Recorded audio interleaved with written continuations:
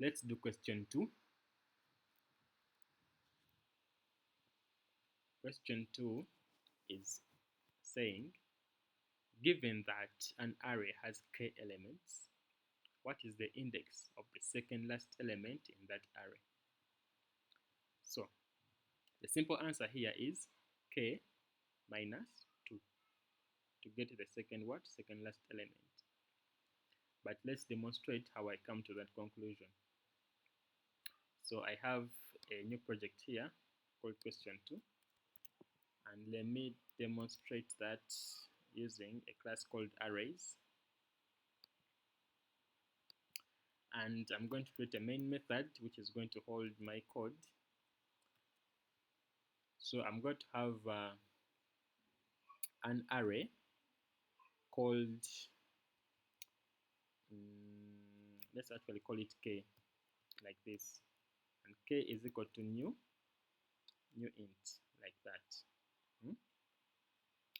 So let's create an array of size 4. And in Java, this is how you create an array. So this is the variable, or the variable name. The name of the array is k. And to create an array, you use the brackets just after the data type. So this array is going to contain integers. And I can now initialize my array with values like this. K is equal to 21. So I'm beginning from 0 because arrays start from 0. So the next one will be 1, and this will be maybe 32.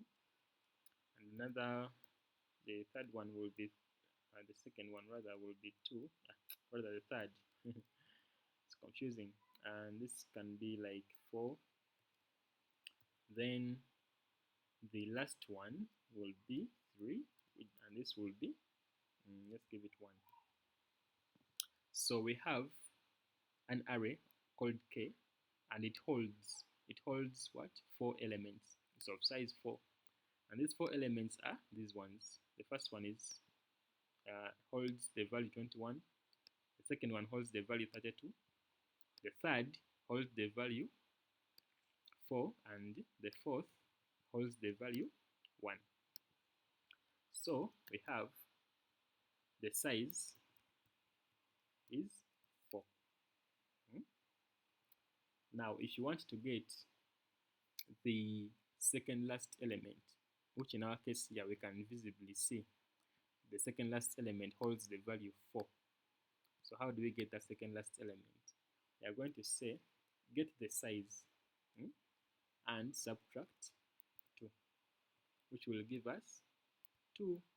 And this 2 is what they call the index.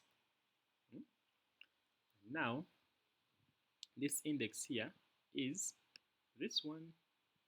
So k index 2 gives you the second last element, which is 4. So if we try to print out the second last element like that, we should get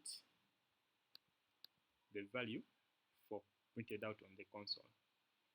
And that's how I arrived at k minus 2.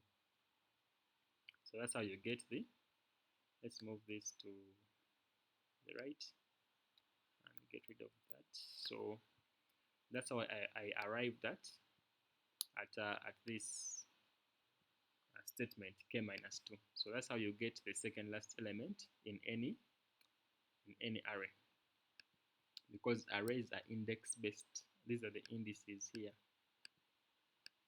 and indices start at 0 in any array in Java.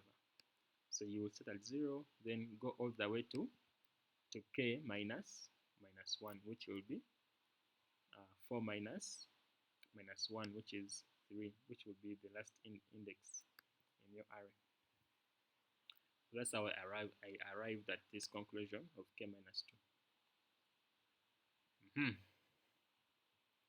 So given that an array has k elements, has whichever elements we want here, What is the index of the second last element in that array? The second last element is this one, and the index is 2. How do you come to that? Use this formula, k minus 2, to get the second last element. In our case is k2, which is 4. Part B. Using an example of your choice in Java, demonstrate the concept of array of objects of a non-primitive data type. Non-primitive. Non-primitive means we should not use int, short, double, byte. We need to use a non-primitive data type like our own custom class. Your program should capture input from the user. So the moment you see capture input from the user, then you know we have to use the scanner class. So we should capture input from the user at runtime for 3 objects and print them on the screen. So let's go back to our project. Let's create custom class called, what should we call this one? I'm used to using person. Let's use animal this time. Or rather, let's use students. Refactor this to students. Like that. So this becomes student because the name here must match the file. So student has an age, integer, int age, and next thing is we can now in our main method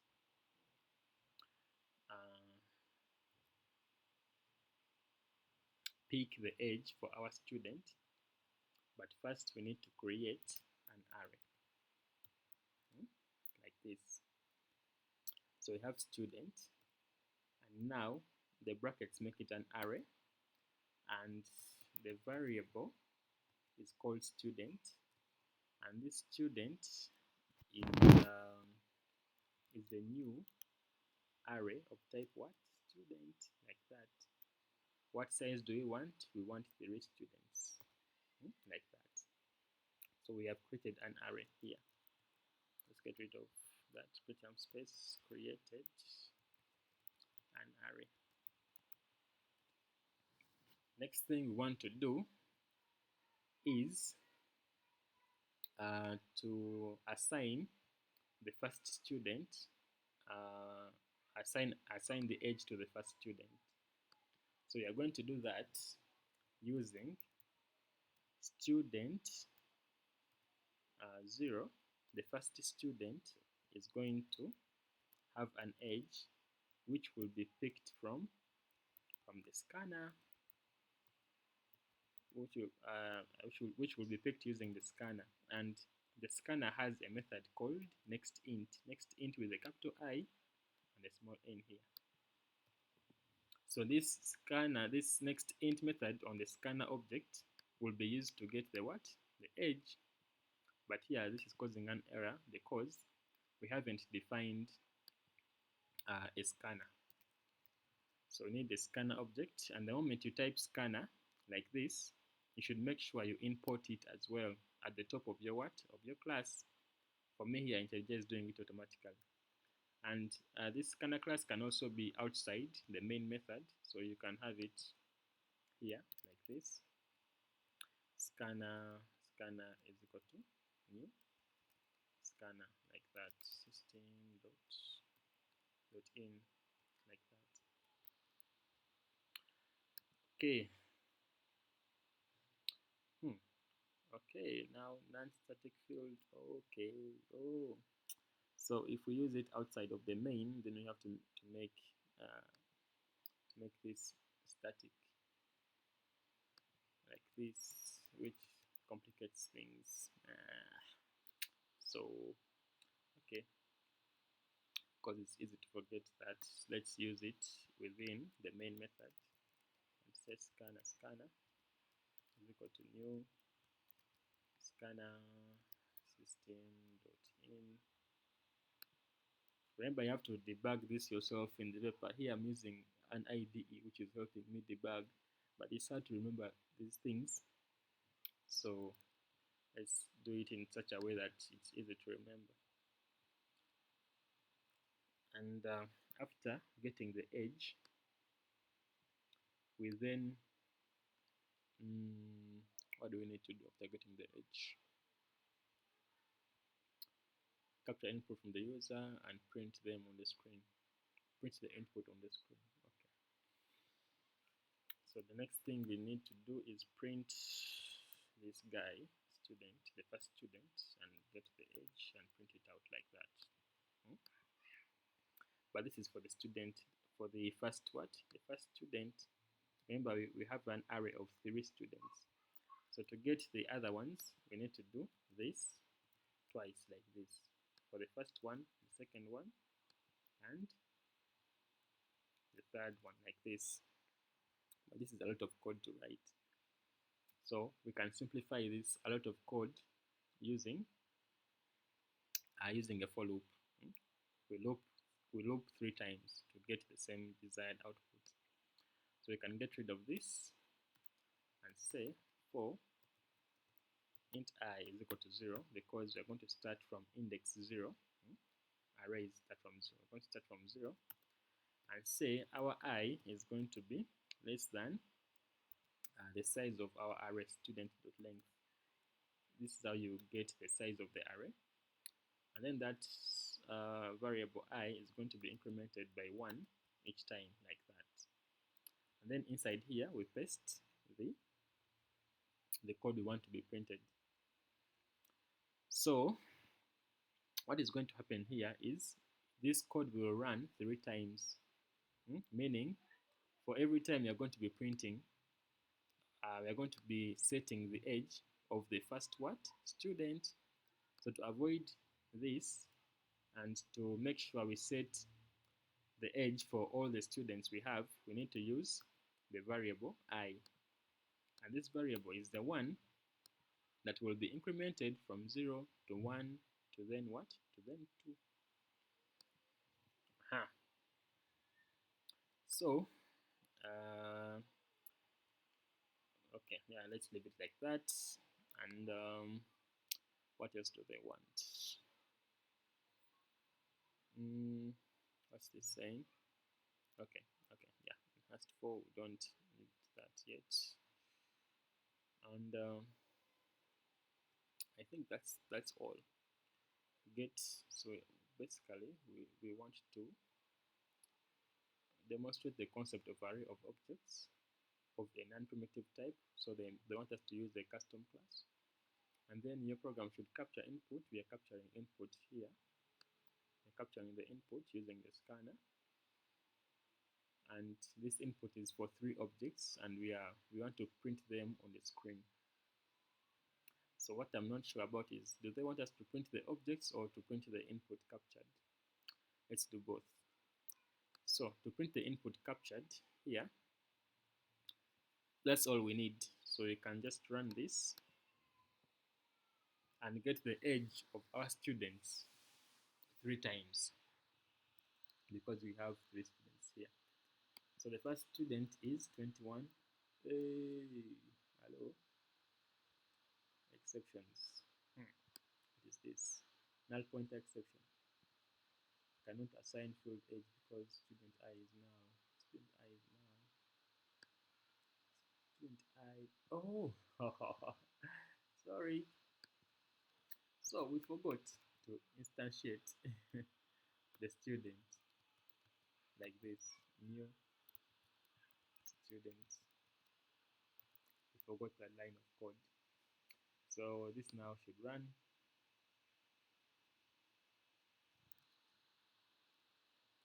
So we have our first student is 21 and printing this. Okay, let's make this make sense. Let's say student is then the value here like that. So if we rerun this, we should get student is 21, then another one is 22, then another one could be maybe 24, and then the program finishes. So we have picked the input, and we have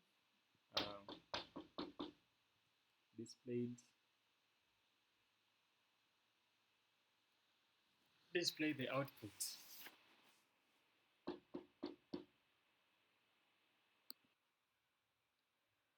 So we have the input here and the output being this.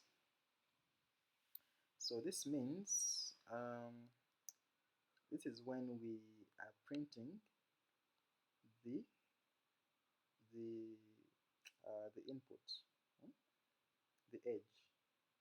So what if we want to print out the objects themselves? So if you want to print out the objects themselves, then we have to use the arrays class, and this arrays class has a toString object on it, toString object, and this toString object is the one we shall use to print out the student array, like that. But this toString object is on the arrays class, and this arrays class has to be imported up here, like import Java. It is from the util class, and it is called arrays, like that. So it gets rid of the error. Now, if we try to print out this student like this, we shall get some weird looking. Let's first not print out the that. Let's not print out these ones. We shall get some weird looking string, and then we shall see how to resolve it. So we have 21, 22, and 23, and then we get this weird looking string. This is our array, this one, as seen by the brackets, and this array has these objects. This is the first object, the second object, and the third object. So by doing this, we are demonstrating the what? The array of objects concept, because these are objects here. Now, if you want it to print it out nicely, then we have to override this method here, this toString method, for our class, for our student class. So we need to override public. The return type is string, and the method is called toString, like this. And then we want it to return a string, but which string do you want to return? For simplicity, let's just return the edge, as we have up here. So it's no longer a string, it's returning an int called edge. Process to string objects.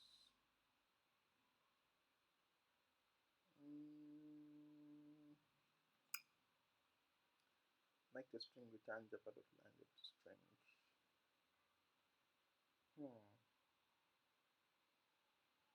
Interesting. What does this do?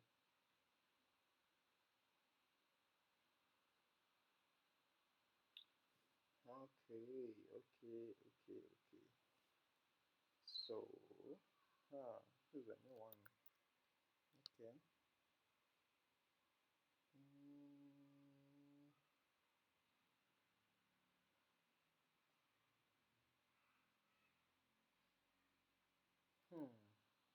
What if we let IntelliJ override this method for us,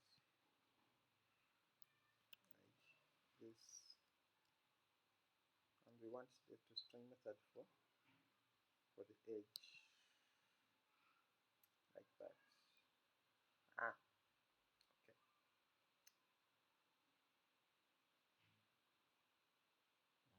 Okay, so it's giving us this. So basically what we wanted before was to just give us the edge, like that, but it refuses to do that because there's no way to convert this into a string, so if we maybe do something like the edge is, and then we concatenate the edge like that, so we are converting this into a string by concatenating it with this string here. So doing this should print out the array as, should print out the array nicely as a what? A string. So it should say the edge is this for all the what? For all the objects. So if we run this again and we input our edges like that, 21 and 19. So we have the first edge as 23, the second as 21, and the third as 19. Okay, so now we have the output for the objects as well. So I think this is the one they want when they say provide the output. So we can get rid of this and just provide an empty string like that to avoid these extra characters, and just say the edges will be like that, 21, 23, 24. Okay, so this is part B, and part C is requiring us to use a two-dimensional array.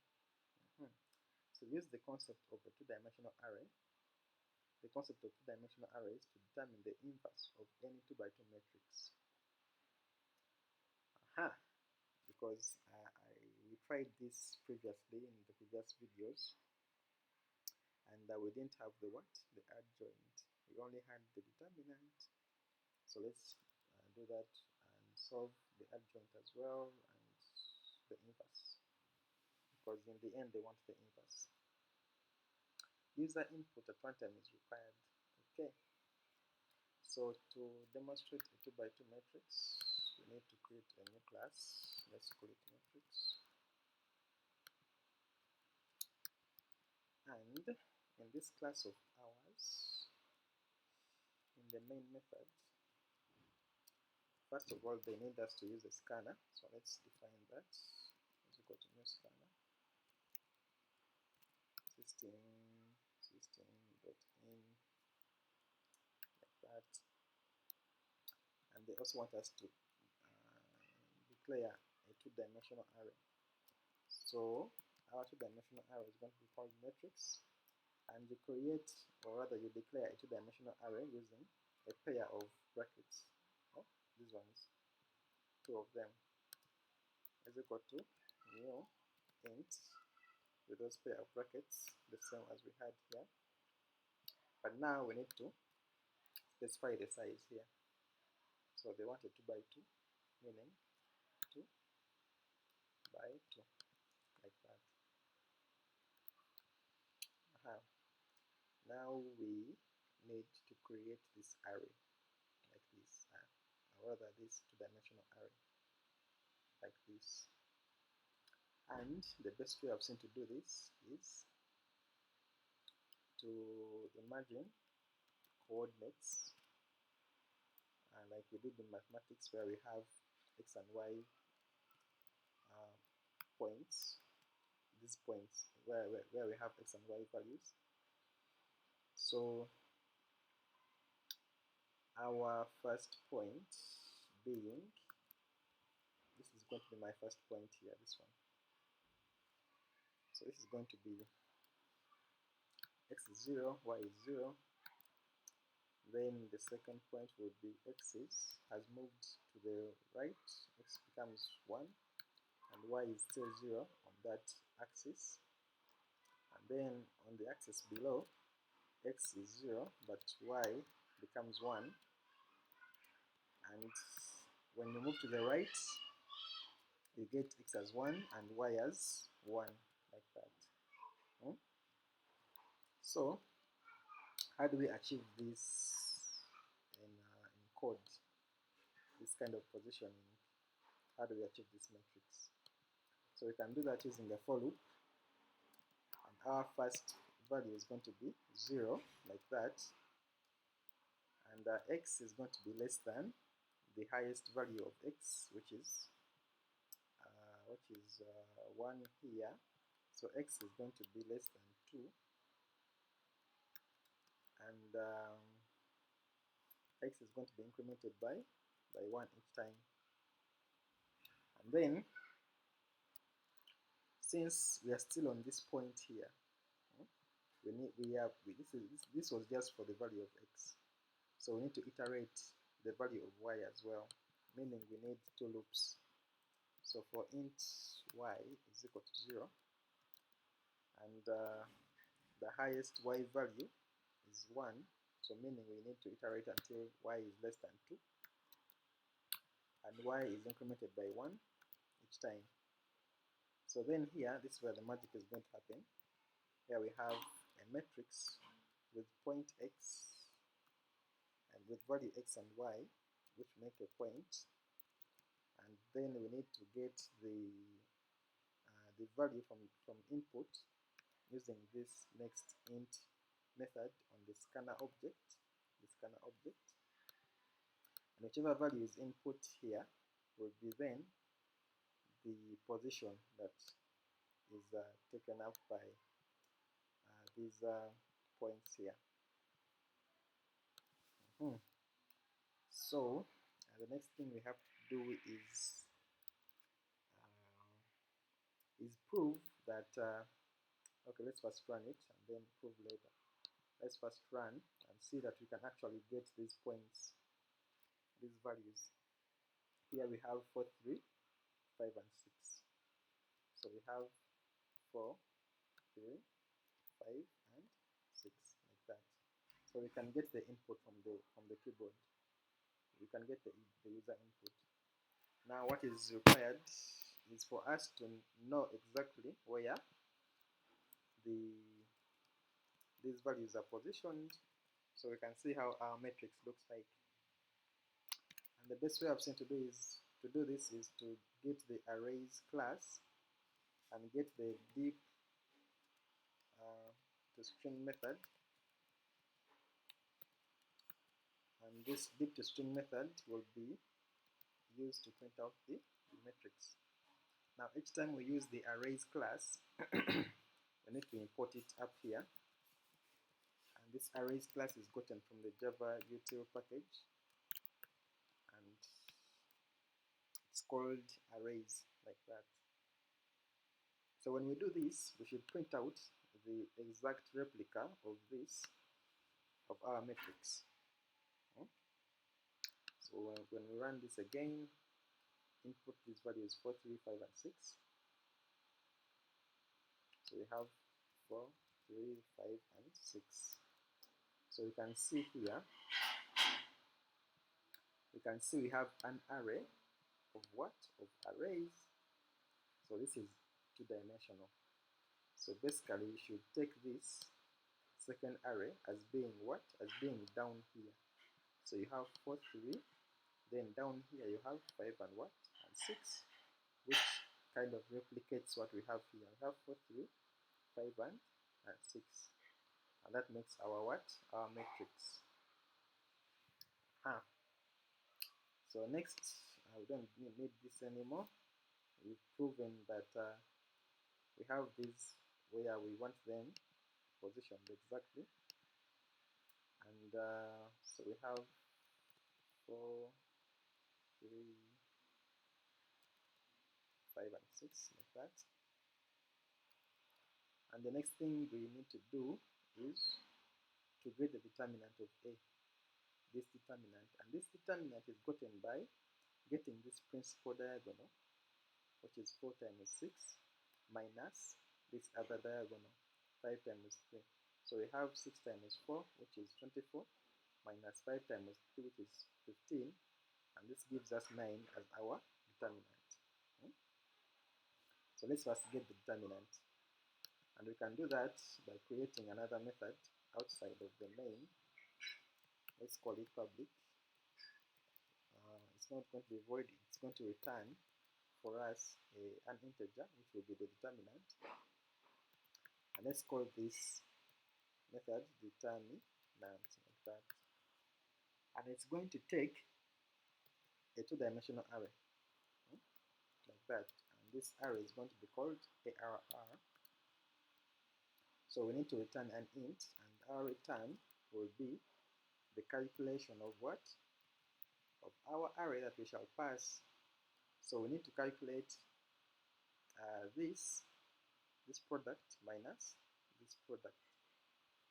So we need this product minus this product. So array 0,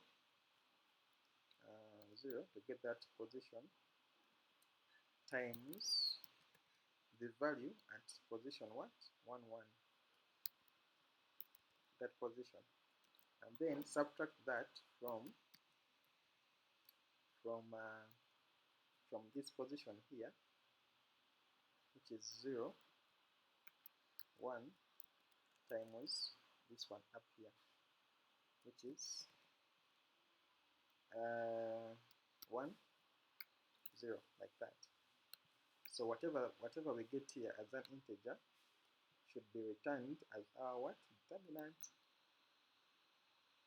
So since this is an instance method, we shall need to create an object of type matrix so that we can call it on that object. So to prevent using objects, let's make this method static, so it becomes a static method. And static methods can be used in the main method without creating what? Objects of type what? Matrix. So inside the main method here, after getting the input, we can then say we want the determinant to be whatever we get from calling this method here. And it takes a what? A two-dimensional array. So our two-dimensional array was defined up here as what? As matrix. So we need to get that. So whatever value we get from here, whatever value is returned as an integer, is what will go into what? Into this variable called determinant. So then we can output determinant is equal to whatever value we get from what? From this method call. So if we run this again,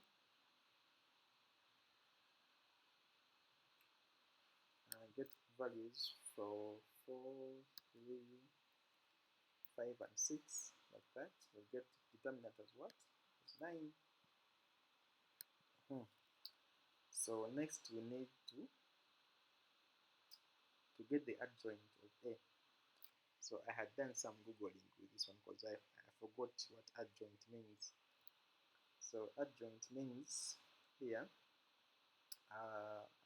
it means to find the adjoint of a matrix, interchange the elements of the principal diagonal. So we need to interchange. The principal diagonal is this one.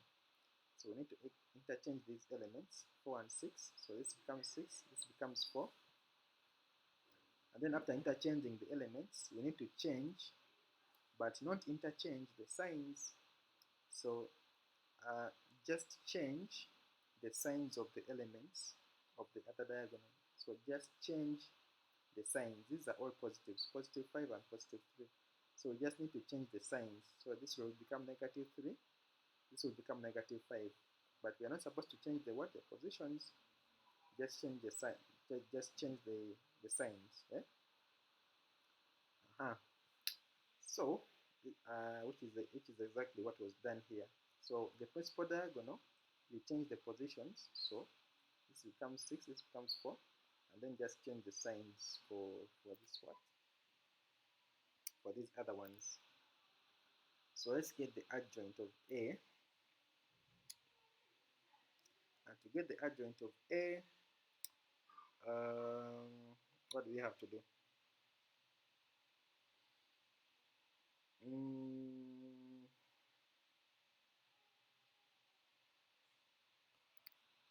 What do we have to do? What can we do to get the adjoint of A? So basically, we can we can still get the determinant of this matrix. And then when we finally get the inverse, we shall say 1 over determinant of A, this initial determinant of A, times the adjoint, which will be the is that how you calculate adjoint? I'm not sure. What's the adjoint? How do you get adjoint?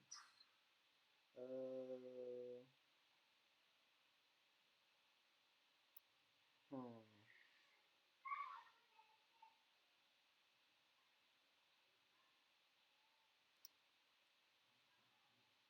Okay.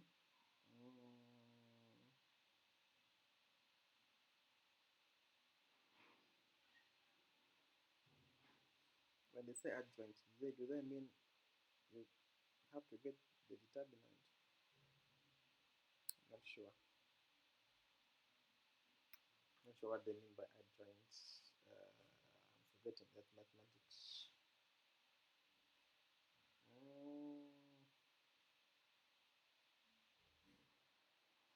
Okay, let me first do some reading about adjoints, then come back to this. So basically, after some further reading, I've come to find out that since we have the adjoint here already for us, all we need to do is get the inverse, the inverse of A. And to get the inverse of A, we need to get 1 over the determinant of A, which is 9, as we saw previously. And then this 9, or rather this 1 over 9, is going to be multiplied by what? By this adjoint. And remember, in matrices, we used to multiply the constant in row by column. So you get this constant, multiply it by this row, and then row by column, multiply it multiply it by 6, and then by 5, negative 5, and then multiply it by negative 3, and then 4, like that, row by column. Yeah. Okay. Basically, all we need now is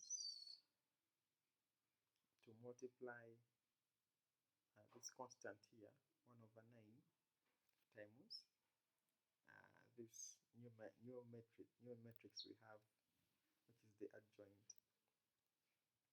So we are going to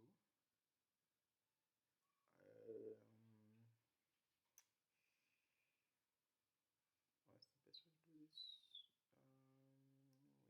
We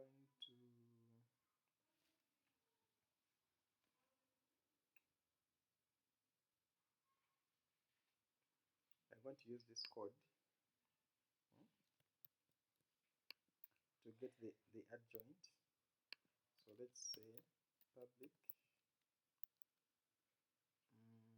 static this is going to be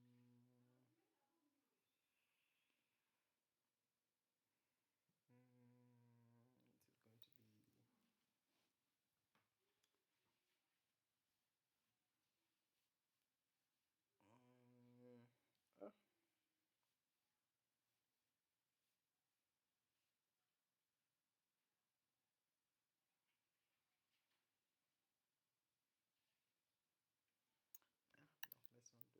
Let's trying to find a way to multiply this constant by this new adjoint.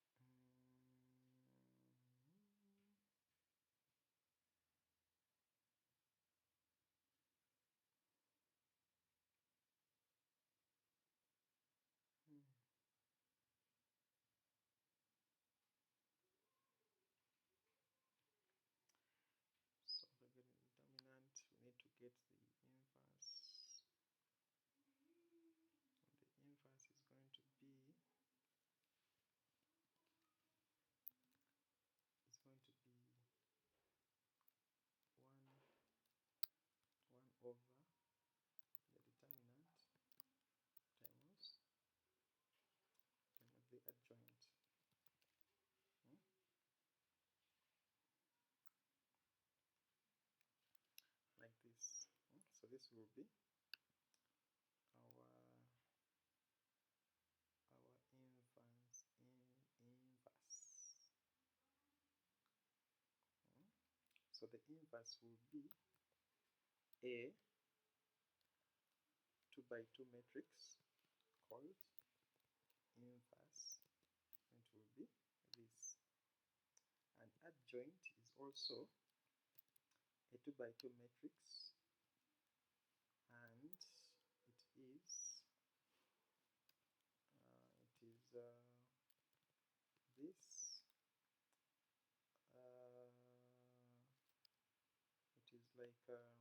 it's an array of arrays, and the first one is what? 6 and negative 3. So we have 6 and negative 3 like that. Then we have negative 5 and 4. Negative 5 and 4 like this. This is a new int, like new int array. Okay, so then this forgetting how to do this.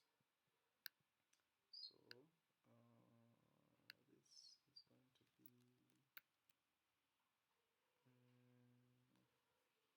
6 negative 3,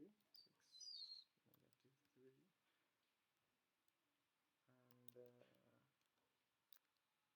negative 5, 4.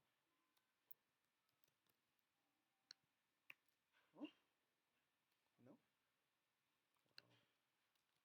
How do you initialize?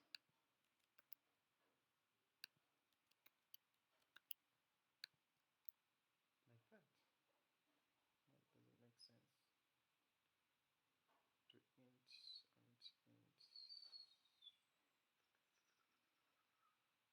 int. Okay, okay, okay, okay.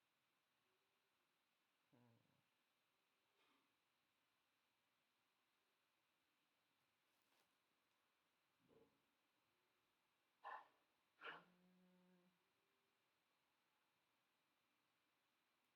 The inverse is killing me. How can I get the inverse?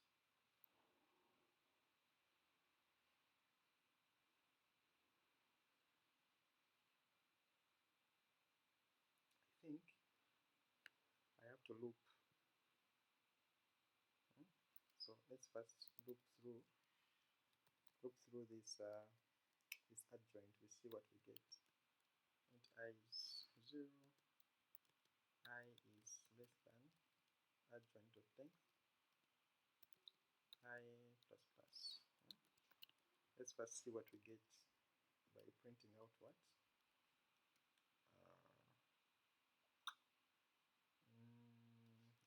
It's supposed to be an inner loop as well.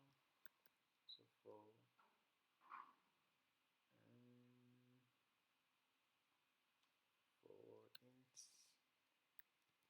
j is equal to, let's stick to x and y. X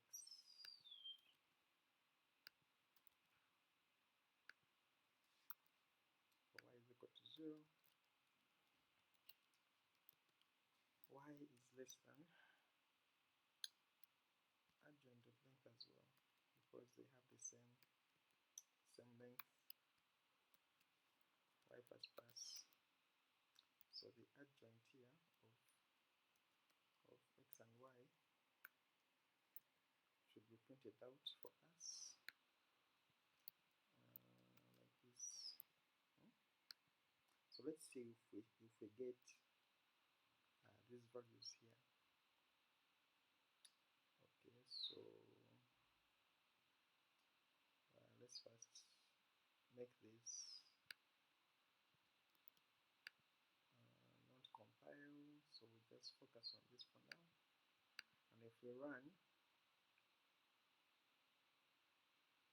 we should get something like this. So we have 6, negative 3, negative 5 and 4. But okay, so this is okay.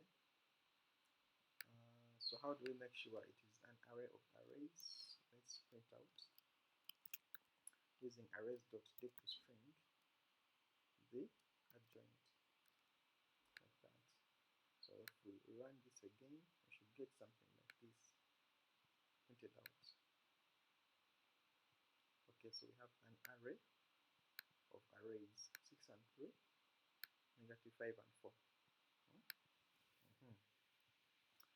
So, okay, now what next? We need to multiply the determinant 1 over determinant 1 over the determinant times this adjoint here. And now that is going to be done here. Let's do that here where we have these individual values, because we need to multiply them by what? The inverse. Rather the 1 over determinant constant. So we have 1 over the determinant, this determinant here, we shall activate in a few, being multiplied by this integer. So this determinant is an integer, and let's activate these ones again. And why is this complaining? Introduce local variable, not a statement.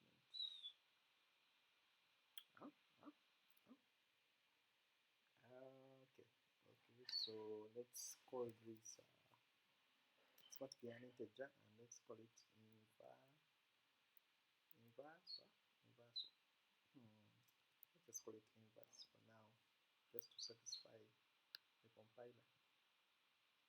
So it's going to multiply each individual value by what? By this constant 1 over 9, which will satisfy our need here, because we have 1 over 9 here, and we need to multiply this 1 over 9 with every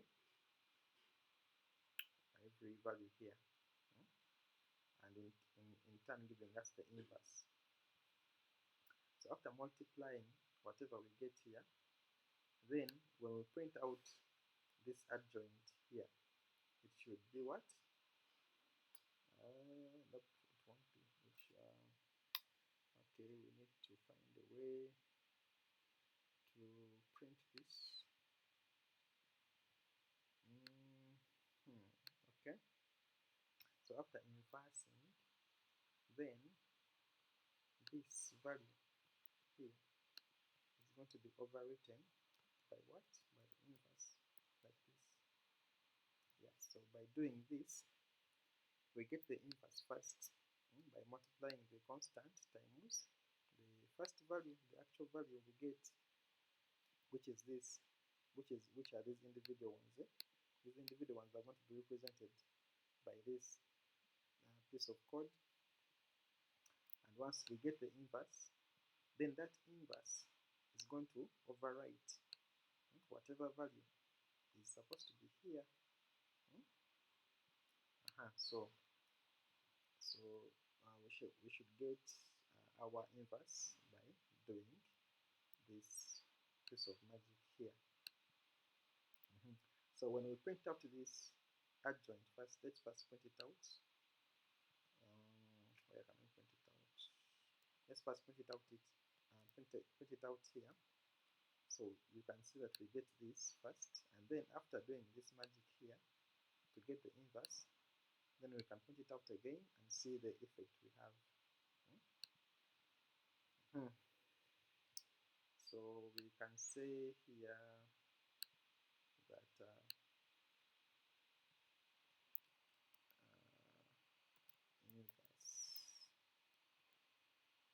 is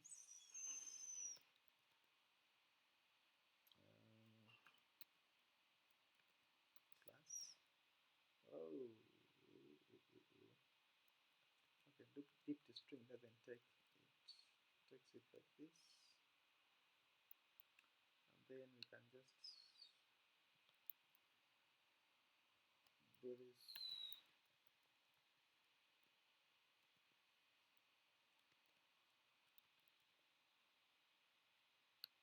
Do that. So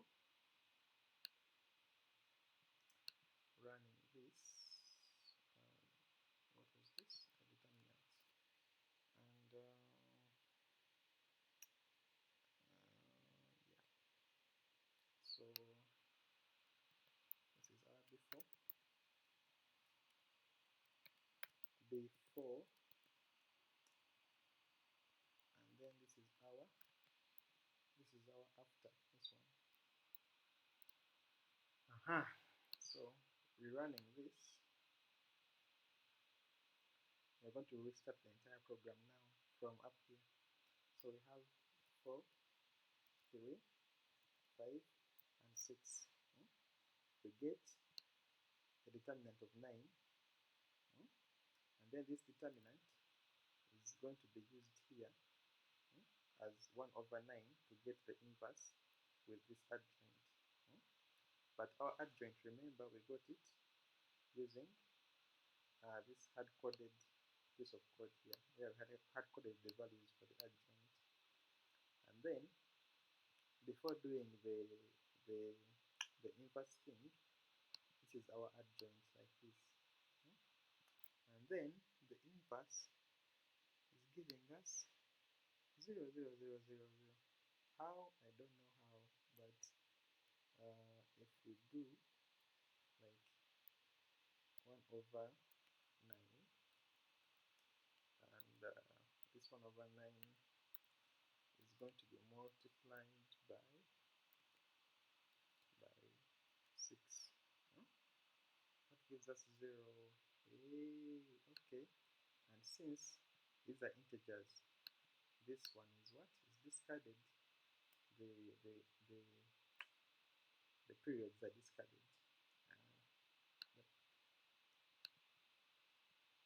These are not the periods. The decimals are discarded. So if we want to retain the decimals, then this has to become a double, like this. And then adjoint here, then this must be a what? A two-dimensional array of type what? Type double, like this. So when we run the program, this won't be zeros. They will have to be 0 point something something. So we have 4, 3, 5, 6, 4, 3, 5, 6, and then we still get 0 0.0, but how can we increase the decimals? How do we do that? Where is it printed? It is printed here. So we can print f, and the inverse is equal to remember. Oh, percent what? Percent f. Then you specify the decimal places. Is it like this? So if you want like 3 decimal places, you say 0.3 f. And then this is of course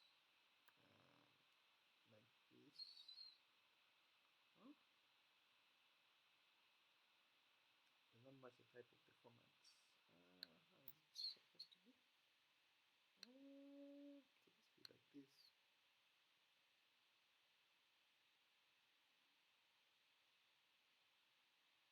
Let's run it to see.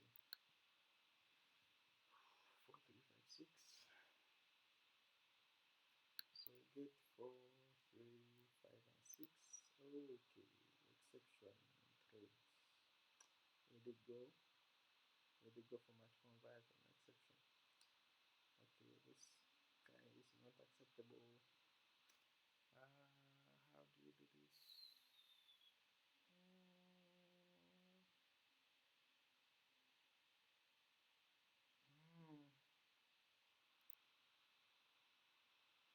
The string presentation of string. This percent s. Yeah, because it's returning. This arrays returns a what? A string. Where are we? Here. This method here, dict to string, it returns a string representation. So we must print a string. Let's say this format this format here does something for us. So run this again. 3, 4, 3, 5, and 6. Okay. Okay. Wow. I have failed to percent.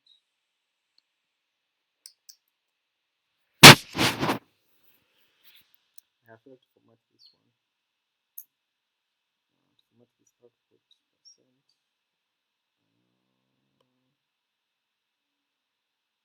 Hmm.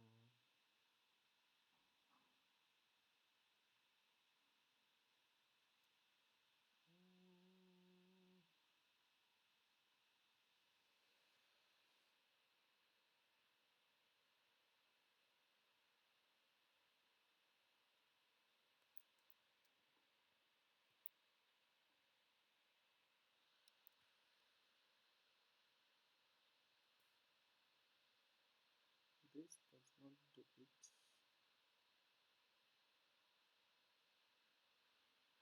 So what if we converted this to a string like this? No, still nothing. And did this. And this one, I believe it will be the same. Like this, even complaining empty string. So 4, 3, 5, and 6. Yep. Okay, so let's go back to how we were before all this.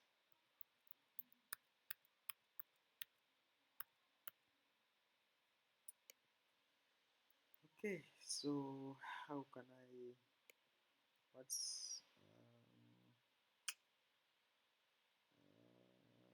can I use like seal? No, like flow. Hmm.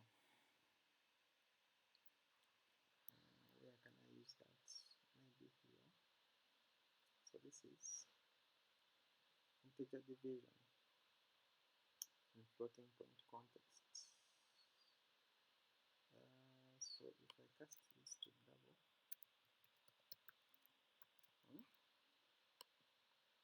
okay, maybe this might do something. Let's try 4, 3, 5, 6 again. 4, 3, 5, and 6. Oh, okay, nice. So the error was here. Okay, now we have very huge. Yep. Okay, so this is the inverse.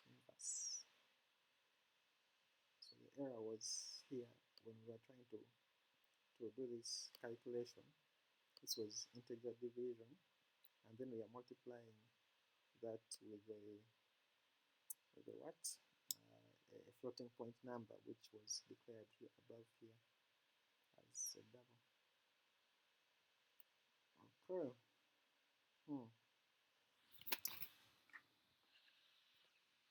So that's our number 2. It's very testing. I remember not doing, because once I saw matrices in the paper, I was like, I'm not touching this one. So I just went for question 3 and I skipped this number. So yeah, so you had to think about all this in the paper. And that does it for number 2.